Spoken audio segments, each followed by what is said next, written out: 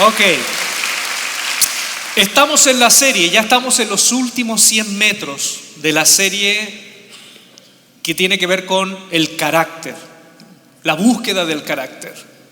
Este es el penúltimo mensaje sobre esta serie que sin duda, como otras series, nos ha traído luz y ha sido de bendición. El último mensaje lo trae Jesús Adrián el próximo domingo. Jesús Adrián la semana pasada comenzó hablando sobre el carácter ligado a las disciplinas espirituales, pero disciplinas que están vinculadas con el hombre interno, la persona en su interioridad. ¿Y quién estuvo presente ese fin de semana? ¿No es cierto? Estuvo muy bueno el mensaje, muy bueno. La oración, la lectura, el ayuno. Entonces, disciplinas que tienen que ver con el interior. Y este domingo yo quiero compartir disciplinas que tienen que ver con las relaciones con el otro. Obviamente yo no tengo un doctorado en relaciones interpersonales. Yo creo que nadie tiene un doctorado en relaciones interpersonales. Todos de alguna manera siempre estamos aprendiendo. Pero buscando esta semana, orando, viendo, Señor, ¿de dónde me puedes ayudar a traer luz? Indudablemente decanté sin duda en la persona de Jesús de Nazaret. ¿Quién más nos puede enseñar sobre cómo relacionarnos o cómo tener ciertos hábitos saludables en relación a terceras personas? Jesús de Nazaret. Entonces, desde la persona de nuestro Señor, quiero invitarles a que podamos ver algunos hábitos. Hay mucho. Si uno trata de investigar un poco en la persona de Jesús de Nazaret, hay mucho para sacar. Pero en honor al tiempo, obviamente, quiero compartirles algunos puntos que me parecieron interesantes. Por ejemplo, primer hábito que yo veo en la persona de Jesús de Nazaret. Primer hábito, se congregó. Fíjense, Lucas capítulo 4 versículo 16 habla de Jesús de Nazaret. Vino a Nazaret donde se había criado y en el día de reposo entró en la sinagoga conforme a su costumbre. De pronto yo he escuchado estas frases, ¿no? Que uno las escucha por ahí rebotando y las repite como perico, ¿no? No, yo no necesito congregarme porque yo soy la iglesia. Jesús de Nazaret, Dios encarnado, se congregaba. Era costumbre de él ser parte de una comunidad. Posiblemente en los 30 años previos a su ministerio, él fue parte de esa sinagoga en Nazaret. No olvidemos que Jesús siendo hombre, tenía toda una tradición judía. Y como todo judío, la sinagoga era sumamente importante. Para un judío en el siglo I, tu identidad estaba conectada profundamente con la comunidad. O sea, si a ti te desvinculaban de tu familia o si a ti te expulsaban de tu comunidad, era casi una sentencia de muerte. De hecho, eso pasaba en el mundo antiguo. Hace un tiempo atrás, un sociólogo, antropólogo, estaba en África y vio como una comunidad que son beduinos, que son gente que no vive nuestro estilo de vida occidental. No, ellos viven como el hombre vivía hace miles de años. Condenaron a una persona por asesinato. Y la condena, ¿saben cuál fue? La condena de muerte fue expulsarlo de la comunidad. Y sin duda, literalmente esa persona a los 3 días moría. O sea, imagínense a cualquiera de nosotros que cometiera un delito grave, en vez de pena de muerte, no dice ya te sales de la comunidad. Nosotros, no es una pena de muerte, no es algo grave, pero para ellos su identidad y su vida está tan conectada con la comunidad que lejos de la comunidad no son nada. Por eso que la sinagoga era tan importante para ellos. De hecho, en el año 70 después de Cristo, cuando Tito, el general romano, destruye la ciudad de Jerusalén, uno podría haber dicho, ya destruyeron el templo y el judaísmo se vino abajo. No, Señor, La espiritualidad de los judíos no se vino abajo por la destrucción del templo, porque la sinagoga, la comunidad, pudo perpetuar la espiritualidad de ese pueblo. Por eso que muchos están de acuerdo con esto. Cuando la iglesia cristiana comienza a congregarse, imitaron el modelo de la sinagoga. El modelo de la sinagoga en donde había tratar de buscar el cariño en la comunidad o de motivarnos al cariño, alabanzas, adoración, ofrenda y la reflexión de la palabra. Por eso, el autor de Hebreos, en su carta, la carta a los Hebreos, él habla sobre la importancia de congregarse. Incluso dice, algunos han tomado como costumbre prescindir de la comunidad o dejar de congregarse. Miren el texto, Hebreos capítulo 10, versículo 24-25.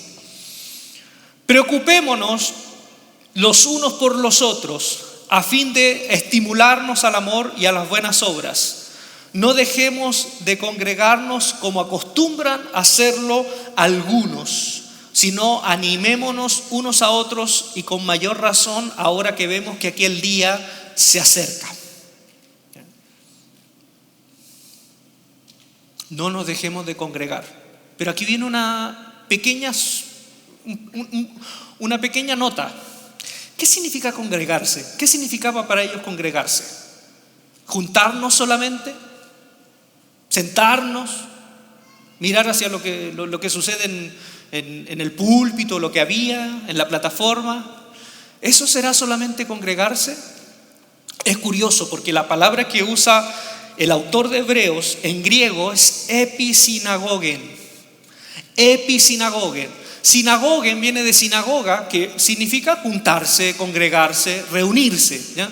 Podría haber dicho, no dejen de sinagoguear, no dejen de congregarse, pero pone un prefijo en griego que es epi. Epi significa algo sobre. Es como cuando una palabra tiene ese prefijo, tiene una significancia como de resaltar la idea.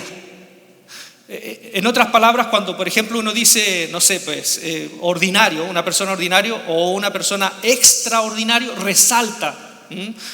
Episinagogen significa literalmente reunirse juntamente o por sobre o intensamente, o en otras palabras significa ir más allá del simple juntarse. O sea, el autor de Hebreos no solamente dice no dejen de sinagoguear o de congregarse, no dejen de hacer comunidad que vaya mucho más allá que juntarse.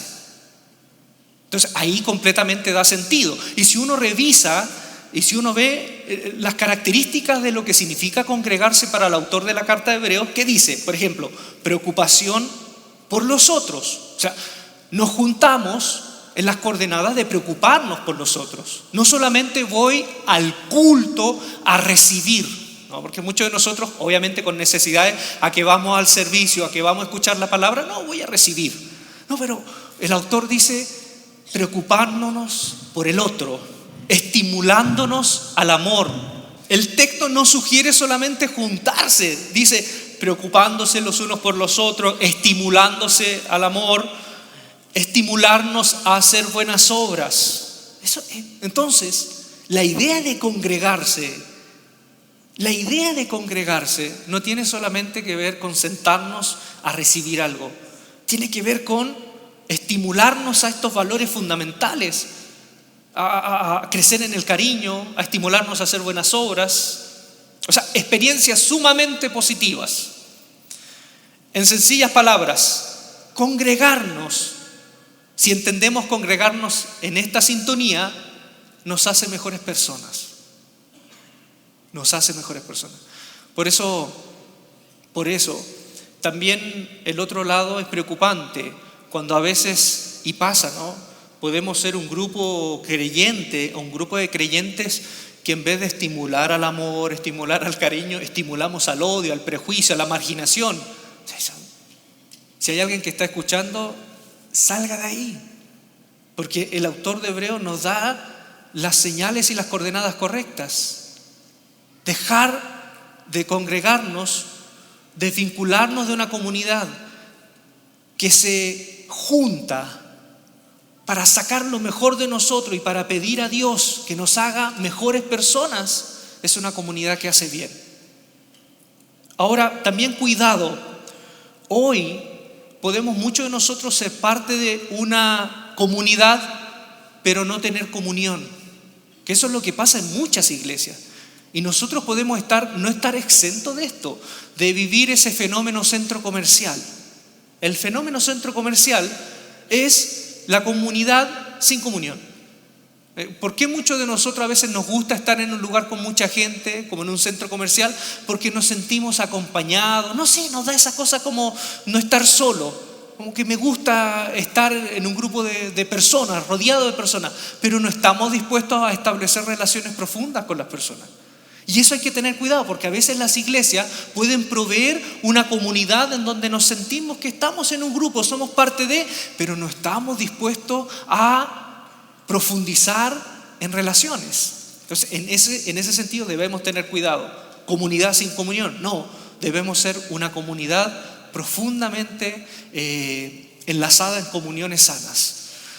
Segundo hábito que yo veo en Jesús de Nazaret: tocó a personas. Tocó a personas. Y se dejó tocar. El contacto físico, ustedes lo saben, ¿no? El contacto físico es fundamental para el desarrollo humano. Según algunos, un abrazo, pero no el abrazo así como el abrazo de... Que hay abrazos que son fríos, ¿no? Pero yo no quiero bromear con esto, pero siempre dicen que el abrazo de los padres de mi pareja, para no solamente vincular a la señora, los padres a veces puede ser frío, ¿no? Es como, allá en Chile se decía que los abrazos de suegra son como los pasillos donde están los yogures, así heladísimo. O el abrazo de negocio, sí, ¿cómo está? Cerramos el negocio y no damos el abrazo. No, el abrazo bien dado, ese abrazo en donde uno se aferra a la otra persona, ¿no? Con mi esposa nosotros tenemos en lo posible, ¿no? Tratamos de abrazarnos. Y saben que yo el otro día recuerdo que ella me abrazaba y me empezó a hacer cariño y era una sensación tan agradable. Y yo recordé cuando yo era muy pequeño, una de las primeras cosas que tengo de recuerdo era cuando mi mamá me hacía cariño en la cabeza. No me sacaba cosas en la cabeza, no, mi cabeza estaba limpia, pero me hacía cariño en la cabeza. Y por ejemplo, un abrazo bien dado, un abrazo con afecto, con intención, fíjense las cosas positivas que produce. Disminuye el cortisol, es decir, la hormona relacionada con el estrés. Usted está estresado, abrace, ¿sí? A su esposa, obviamente, ¿no? Si está casado, no vaya a andar abrazándola. Aumenta la oxitocina, la hormona relacionada con la alegría y el afecto, y aumenta la serotonina, es decir, la hormona que da un efecto relajante. Por ahí dicen, 4 abrazos al día sobrevivimos. Con 4 abrazos sobrevivimos. Con 8 nos mantenemos. Y con 12 podemos sanar y crecer. Es más, hay una licenciada en filosofía española, si no me equivoco, se llama Elsa Punset, y decía: abrazar y ser abrazados produce que envejezcamos más lento. Imagínense el poder del contacto físico. Así que no gasten cremas. Vaya a abrazar, abrace al mundo. ¿Ah? La señora que vive al frente, no es una vieja arrugada, es una vieja carente de abrazos. ¿Ah? El cariño expresado en el contacto físico es fundamental. Por ejemplo, en el desarrollo de los niños. Hay un psicólogo, doctor Charles Nelson, neurólogo y psiquiatra. Hizo una investigación en unos orfanatos en Rumania y cuando llegó al orfanato dice que encontró que las instalaciones eran de primer nivel, todo era perfecto, pulcro, los que trabajaban ahí lo hacían muy bien, pero había un silencio sepulcral en el orfanato. Estaba lleno de niños, incluso infantes en cunas, pero había un silencio sepulcral. ¿Saben por qué? Los niños no lloraban. ¿Y por qué iban a llorar si nadie los atendía? Porque como eran pocos trabajadores para tanta cantidad de niños, esos niños lloraban, y a los pocos días se daban cuenta que si venía alguien, venía 2 veces al día, los cambiaba, pero no había contacto físico, no había ruido de niños en ese orfanato. La conclusión de estos doctores fue: las huellas de la carencia afectiva en los primeros 2 años o en el primer año dejan secuelas para toda la vida. ¿Cuántos de nosotros crecimos en una infancia donde no recibimos mucho afecto? Y se ven esas huellas. A mí me cuesta dar abrazos. Yo recuerdo cuando le decía a mi esposa, a los 19 años yo llegué a la iglesia, yo era un inválido emocional, porque en mi familia yo no recibí ese cariño tan profuso como hoy día uno como padre lo hace con sus hijos. Para mí fue impresionante. Yo, imagínense, venía de una iglesia, crecí en la iglesia católica, en las misas, y era el momento que en la parte de la misa, ¿se acuerdan? No sé si acá en México lo hacen. La paz del Señor, dense la paz. ¿Se acuerdan? Aquí lo hacen, ¿o no? Dense la paz. Y uno era un saludo todo mustio, así, bueno, la paz. Y con una cara, la paz. Así con una cara. Y eso era todo el gesto de cariño. Entonces yo crecí con compañeros, amigos míos, que cuando yo estaba de cumpleaños, los gestos de cariño de ellos eran agarrarme entre 5, levantarme, y de acuerdo al número de años que cumplía, 1, y lo que me esperaba abajo era una patada. Y yo con eso me sentía, me quieren. No recibí ese cariño. Y llego a la iglesia cristiana y fue otra cosa. ¿Sabes que fue un desfile de abrazos? Incluso un líder de jóvenes, yo se los conté una vez, un líder de jóvenes viene, me abraza y me besa en la cara. Obviamente ya se sobrepasó. No era necesario, porque yo no soy argentino, no soy uruguayo. En nuestra cultura los hombres no se dan besos en la cara. Bueno, ahora sí los muchachos se dan besos. Y me besó en la cara y me dijo: amado. Yo les conté, pero me pasó, de verdad, y con tanto cariño. Y después de esa semana, yo recién llevaba una semana en la iglesia, iba con mi mamá saliendo del supermercado con unas bolsas, y me encuentro al muchacho del otro lado de la calle y me grita: amado. Y mi mamá obviamente no tenía esa cultura. Yo apenas había ido a la iglesia la semana pasada, y mi mamá ve que un muchacho un poco más grande que yo me grita amado, y mi mamá me mira y me dice: Ulises, ¿hay algo que yo no sé? Esa iglesia me salvó. Obviamente Cristo me salvó, pero ustedes entienden lo que les digo. Me salvó porque yo era un inválido emocional. Yo no sabía dar cariño, dar abrazos, no sabía. Esa iglesia, esa comunidad que era un desfile de abrazos, me salvó. Jesús dice en un texto de Marcos 10, versículo 16, dice que vinieron niños donde Él, y Jesús pudo haberle dicho: ya, Dios le bendiga, sáquelo, Dios le bendiga. ¿Qué hizo Jesús? Vinieron niños, no se sabe cuántos, pero a todos ellos, dice, y tomándolos en los brazos, poniendo la mano sobre ellos, los bendecía. Jesús pudo haberlos bendecido a la distancia. Jesús los abrazó, porque sabe la importancia del contacto físico. Podríamos poner como meta, ¿no?, una comunidad de buenos abrazos, ¿sí? Los solteros no se sobrepasen, ¿no?, pero con criterio. Jesús, fíjense, también tocó todo aquello que un hombre puro en su tiempo no tocaba. Pero eso ya es otro tipo de contacto.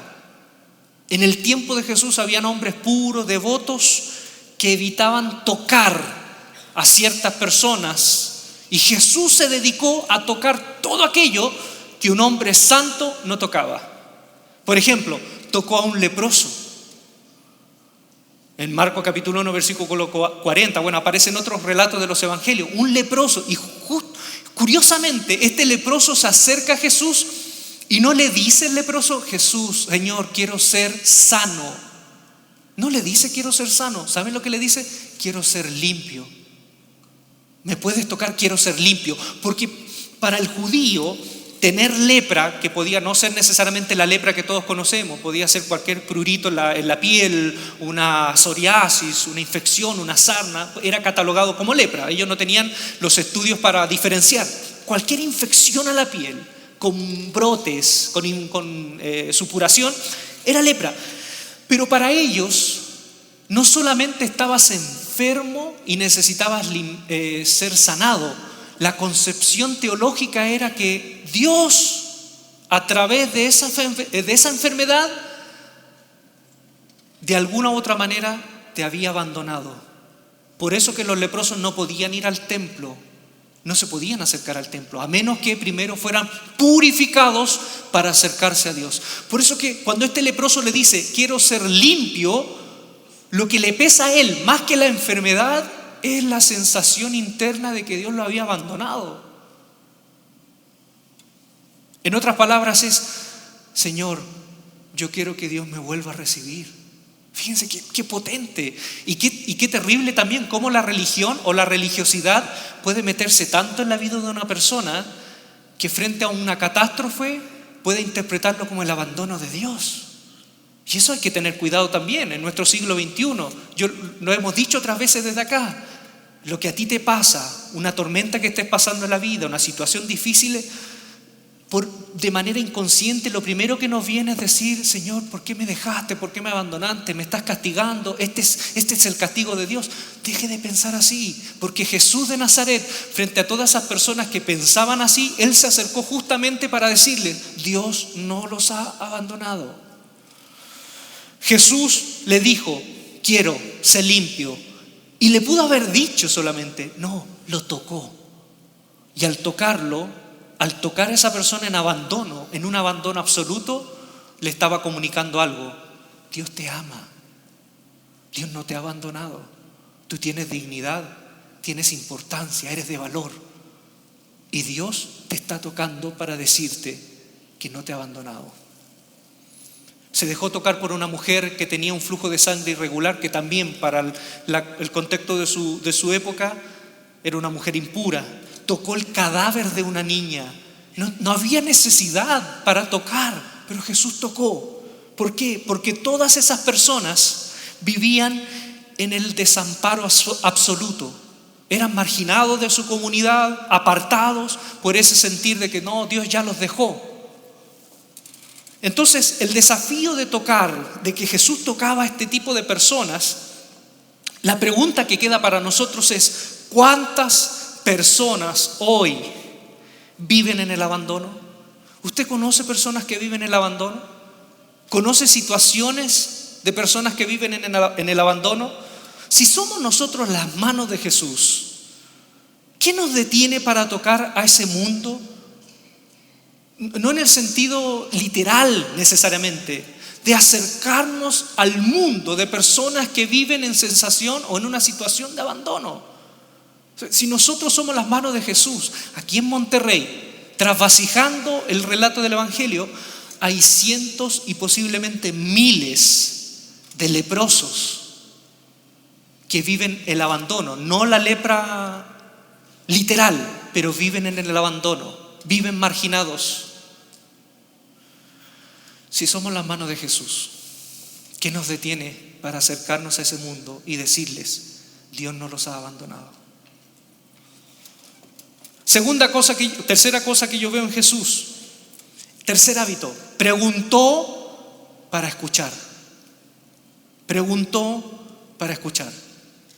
¿Cuántos de nosotros a veces nos topamos con una persona aquí mismo en la iglesia y le preguntamos, ¿cómo estás? Pero en el fondo, a lo mejor varios de nosotros no esperamos realmente una respuesta honesta. Esperamos la típica respuesta, ¿no? ¿Cómo estás? Bien, bien, bien. Porque si nos dice, ¿cómo estás? ¿Qué tal si alguno nos respondiera, ¿quieres realmente que te diga cómo estoy? ¿Tienes tiempo? Nos incomodaría. Jesús preguntó para escuchar. Y hubo muchas preguntas que hizo Jesús. Por ejemplo, preguntas que hizo para poner en jaque a sus adversarios. Una vez los escribas y fariseos le dijeron: ¿en qué autoridad haces esto? Y Jesús les preguntó: bueno, yo le hago una pregunta, ¿bajo qué autoridad Juan el Bautista bautizó? ¿Se acuerdan en ese momento que Jesús respondía con preguntas para poner en jaque? También le preguntó a sus discípulos sobre la percepción que la gente tenía de él mismo. Le dijo a sus discípulos: ¿quiénes dicen los hombres que soy yo? ¿Se acuerdan, no? Y le preguntó, y los discípulos, algunos dijeron: no, algunos dicen que tú eres Elías, otro Juan el Bautista, otro Marco Antonio Solís, y así era como difería. Pero la pregunta vital después de Jesús, ¿cuál era? ¿Y ustedes? Para ustedes, ¿quién soy yo? ¿Se acuerdan? Preguntas vitales. ¿Y quién respondió? Pedro, ¿no? Que estaba ahí atrás esperando su momento. A Pedro le preguntó también: ¿me amas?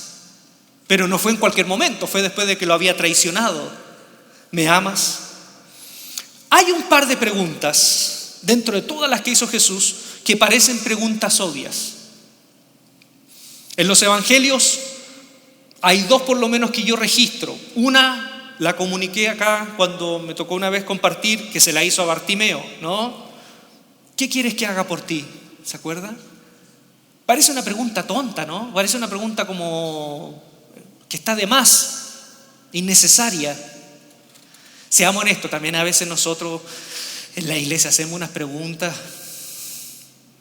Yo recuerdo una vez que hay un amigo mío que siempre escuchaba músicos de moda y él reproducía literalmente, por ejemplo, no sé, un video de un concierto de Marcos Witt en el ex Distrito Federal. ¿Se acuerdan?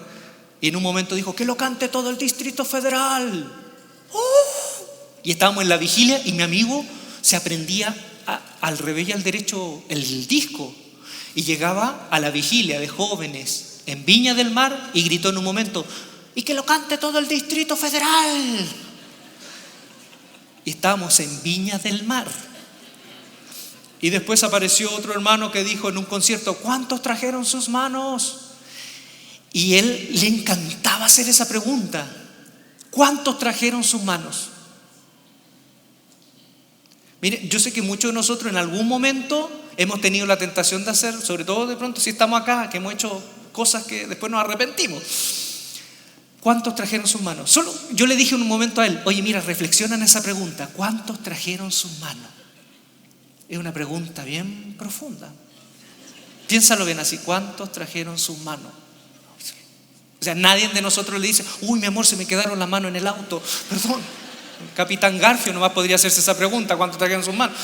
Entonces, a veces nosotros debemos obviar, o a veces nosotros pretendemos obviar las preguntas obvias. Pero Jesús hizo preguntas obvias, parecían obvias, pero la respuesta a esa pregunta fueron sorprendentes. Miren un caso, capítulo 5 del Evangelio de Juan.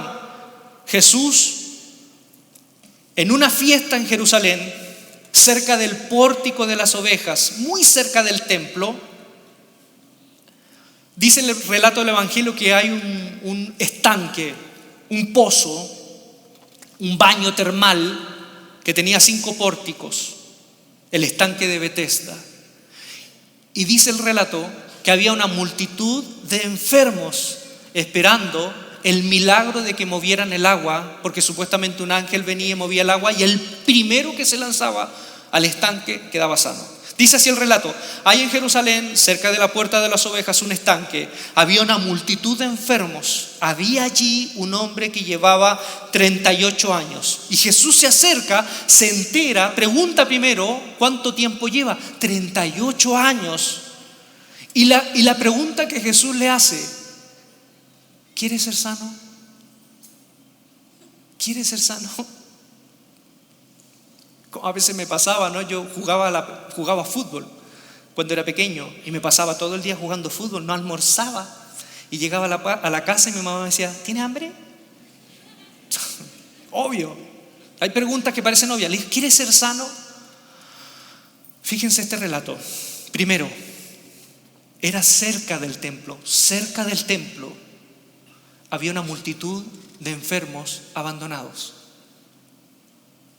lo primero que resalto aquí es que cerca de nuestra espiritualidad o cerca de nuestras actividades litúrgicas de celebración puede haber un mundo que está en el completo abandono y que para nosotros nos puede dar lo mismo. Cerca del templo había una multitud de enfermos y había un hombre que llevaba 38 años ahí. Es decir, ese lugar era la sala de espera más inhumana que he conocido yo. Yo cuando era pequeño también iba de pronto al servicio público de mi país, servicio médico público. ¿Y cuántos de nosotros hemos sido atendidos ahí? Y uno a veces tenía que llegar 4 de la mañana, 5 de la mañana, para atenderse a las 1 de la tarde, ¿no? Que obviamente el privilegio a ver, personas que después, claro, con buenos recursos pueden tener el privilegio de poder ser atendidos inmediatamente. Yo llegaba ahí, oye, era terrible, me acuerdo. Una vez recuerdo que llegaba enfermo con una neumonía, pequeño, a las 4 de la mañana. Le preguntamos a un señor que tenía ya aspecto ya de tercera edad, le pregunté, oiga, ¿y usted hace cuánto que llegó? Y me dijo, no, yo nací aquí. O sea, ya a ese nivel, para que vea lo que es a veces el servicio público, las salas de espera. Ese hombre estaba abandonado, 38 años ahí, sus padres lo dejaron y ahí quedó. Excavaciones hoy han encontrado que en ese estanque de Betesda, y esto es curioso, en ese estanque había un culto al dios Esculapio, un dios griego de la sanidad. Estaba cerca del templo, pero era un culto griego. Eran baños termales que por la influencia grecorromana habían dado en honor a Esculapio, al dios griego de la sanidad. Es decir, estas personas eran judías, pero estaban dispuestas a transar cualquier cosa porque ya estaban en un momento de tanta desesperación que cualquier cosa les servía. Y Jesús llega a él y le dice, ¿quieres ser sano? Pero la respuesta de él, fíjense la respuesta de él, es, Señor, no tengo a nadie que me meta en el estanque. Ahí uno se da cuenta que ese hombre no solo estaba enfermo, estaba solo. Porque pudo haber dicho, sí, quiero ser sano, estoy esperando 38 años. No, la respuesta fue, no tengo a nadie. Así comienza. Y la soledad a veces pesa más que la enfermedad. Es más, la soledad a veces nos puede traer más enfermedades. Por eso hay preguntas obvias que les pueden salvar la vida a una persona. Y no dejemos de hacer esas preguntas obvias. ¿Estás bien? ¿Necesitas ayuda? ¿Te acompaño? ¿Quieres llorar? ¿Quieres hablar? Hay preguntas obvias que le pueden salvar la vida a una persona. Y por último, cuarto hábito. Jesús vivió la esencialidad de la vida. Jesús fue un impresionista. ¿Usted ha visto un cuadro impresionista? ¿Sí? Aquí le van a presentar uno de Monet, Claude Monet. El impresionismo, como ustedes ven ahí, es diferente, por ejemplo, a otro estilo de arte que es el barroco. El barroco es la saturación de contenidos. Uno ve un cuadro barroco a 2 centímetros y ve los detalles perfectos. Pero el impresionismo, uno se acerca y no entiende nada. No entiende nada. Uno tiene que alejarse para percibir la hermosura del cuadro. Eso pasa. Hay personas que les pasa eso, ¿no? Hay personas que son como los cuadros de Monet. Mientras más lejos, más lindas se ven. ¿Sí? Jesús, termino con esto, vivió la esencialidad de la vida.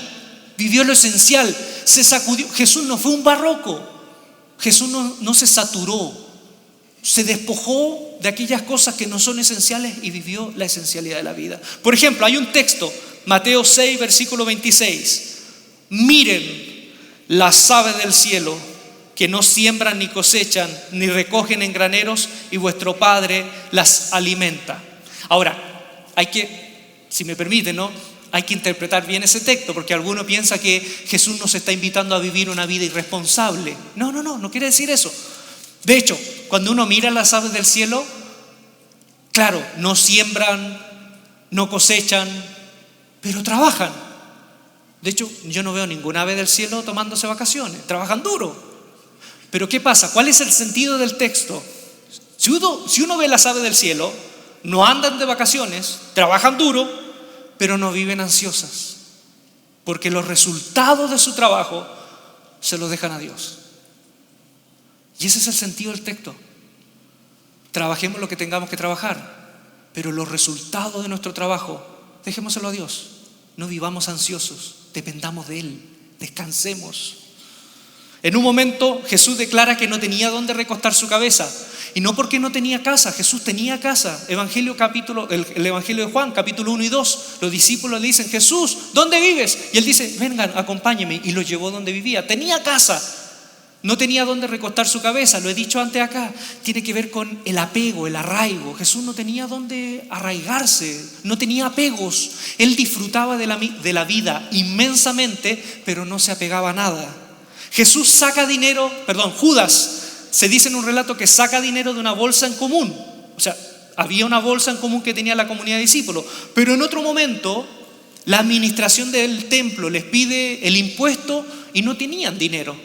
Y Jesús le dice a Pedro: tienes que ir a pescar un pez y ahí sacar la moneda. O sea, ¿con qué voy? ¿A dónde voy? Jesús a veces tenía posesiones, a veces no tenía posesiones, pero como bien lo decía Pablo, he aprendido a estar en necesidad y a estar en momentos de abundancia, y de todo he aprendido.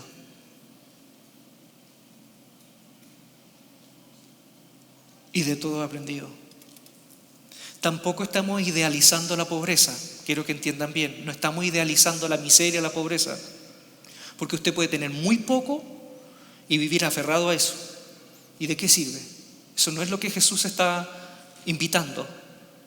O usted puede tener mucho y vivir en las coordenadas de dar.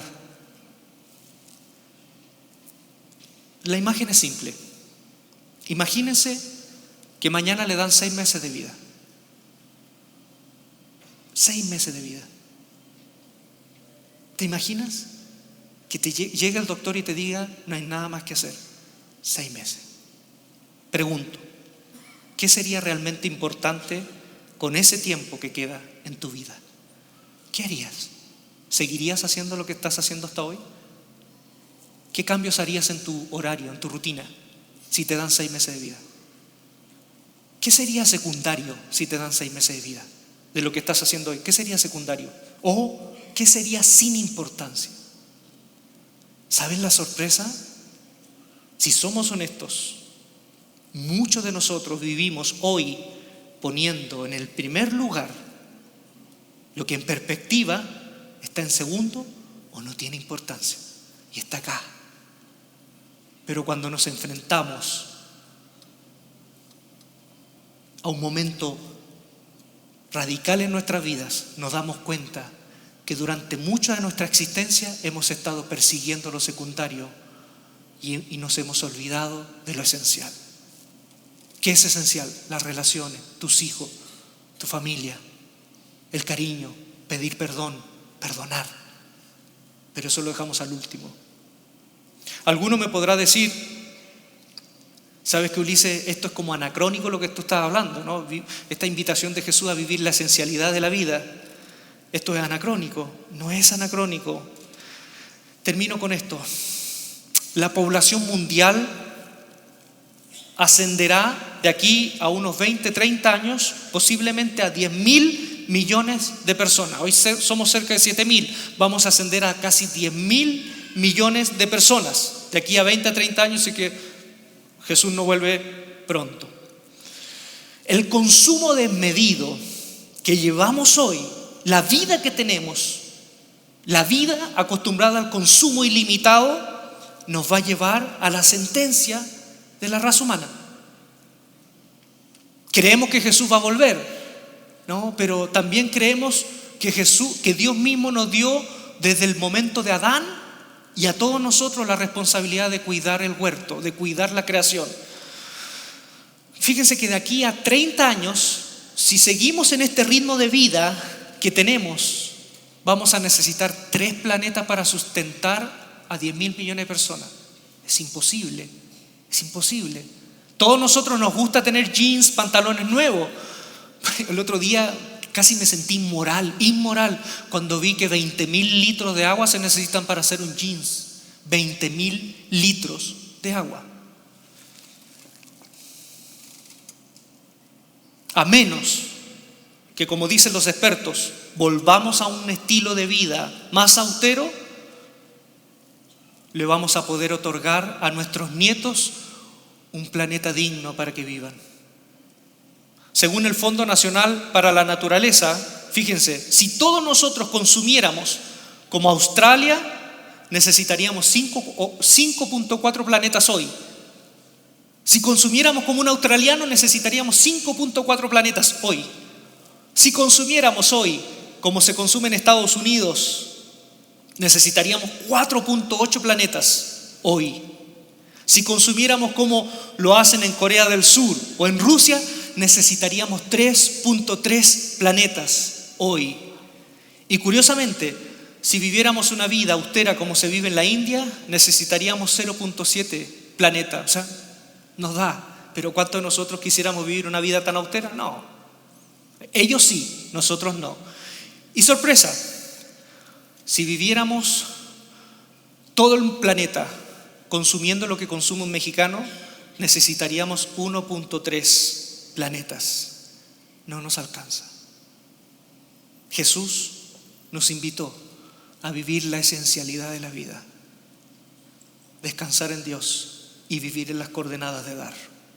Congregarse, no solo por congregarse, tocar, ser tocado, acercarse a los intocables, acercarse a los abandonados, preguntar para escuchar, porque a veces las preguntas obvias pueden salvarle la vida a una persona, y vivir la esencia, despojarse de la vida barroca y vivir más impresionista. Señor, te damos las gracias porque tú siempre eres bueno. Ayúdanos, Señor, a ser como tú.